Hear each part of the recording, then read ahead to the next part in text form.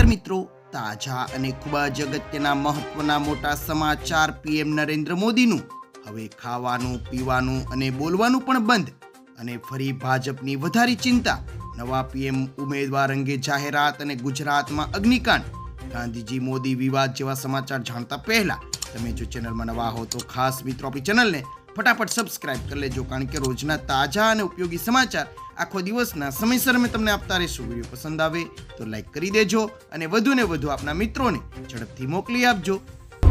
હવે દેશના વડાપ્રધાન આવ્યા ગુસ્સામાં અને કહ્યું મોટું નિવેદન. લોકસભાની ચૂંટણી 2024ની છેલ્લી રેલી પીએમ મોદીએ પંજાબના હોશિયારપુરમાં સંબોધી હતી. તેમણે લોકોને ભાજપને વોટ આપવાની અપીલ કરવાની સાથે ઇન્ડિયા ગઠબંધનને પડકાર ફેંક્યો હતો અને મોદીએ કહ્યું કે તમે મને ગાળો આપો છો, પરંતુ મોદી સેનાનું અપમાન નહીં કરી શકે. મારું મોઢું ન ખોલાવો, તમારી 7 પેઢીના પાપ ખુલ્લા પાડી દઈશ. સેનાને લઈને ગઠબંધન રાજનીતિ કરી રહ્યું હોવાનું આક્ષેપો પીએમ મોદીએ કર્યા હતા.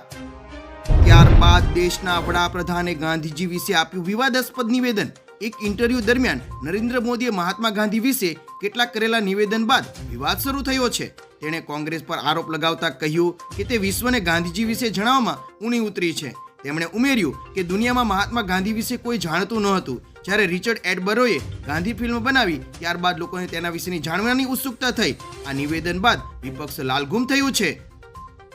આગળના ચિંતાજનક અને દુઃખદ મોટા સમાચાર. મંત્રી રાઘવજી પટેલ જણાવ્યા અનુસાર રાજકોટ અગ્નિકાંડમાં 27 મૃત્યુ પામેલા લોકોમાંથી 24 મૃતકોના પરિવારને 93 લાખની સહાય રકમ ચૂકવવામાં આવી છે. હજી 3 મૃતકના પરિવારને ટેકનિકલ કારણોસર આ ચૂકવવાના બાકી છે. તો બીજી તરફ આ ઘટનાના જવાબદાર અધિકારીઓની પૂછપરછ કરવામાં 2 દિવસ કરતાં વધુ સમય લાગી શકે છે. આજથી પૂછપરછ ચાલુ થઈ ગઈ છે. હવે દેશના વડાપ્રધાન પહોંચ્યા કન્યાકુમારી. લોકસભાની ચૂંટણી માટે પ્રચાર પૂરો કર્યા બાદ પીએમ મોદી કન્યાકુમારીના વિવેકાનંદ રોક મેમોરિયલમાં ધ્યાન કરવા માટે પહોંચી ગયા છે.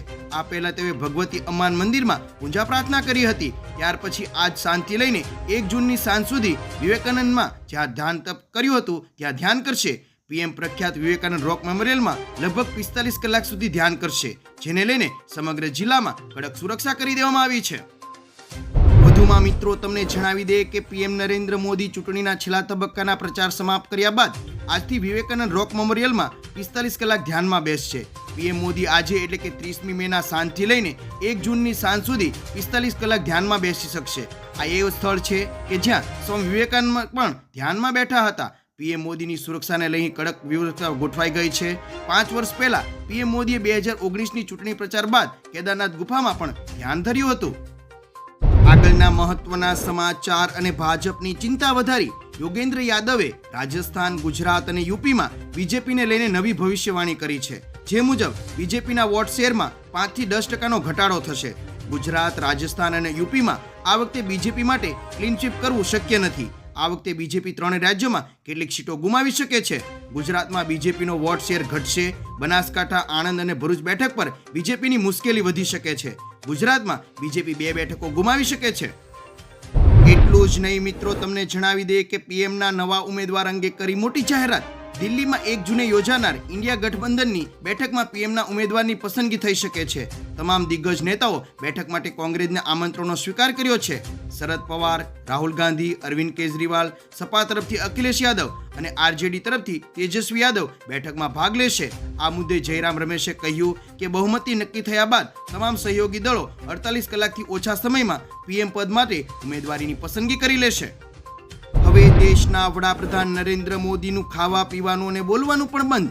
પીએમ મોદી લોકસભાની ચૂંટણી પ્રચાર પૂરો કરીને ગુરુવારે સાંજે તમિલનાડુ પહોંચ્યા હતા. અહીં પૂજા કર્યા પછી તેનું ધ્યાન વિવેકાનંદ રોક મેમોરિયલમાં શરૂ થયું. મળતી માહિતી મુજબ પીએમ મોદી સાંજે 6:45 કલાકે ધ્યાનમાં બેઠા હતા. હવે તેઓ 45 કલાક ધ્યાન અવસ્થામાં રહેશે. આ 45 કલાક માટે તેમનો આહાર ફક્ત નાળિયેર પાણી, દ્રાક્ષનો રસ અને અન્ય પ્રવાહી હશે. તેઓ ધ્યાન ખંડમાંથી બહાર આવશે નહીં અને મૌન રહેશે.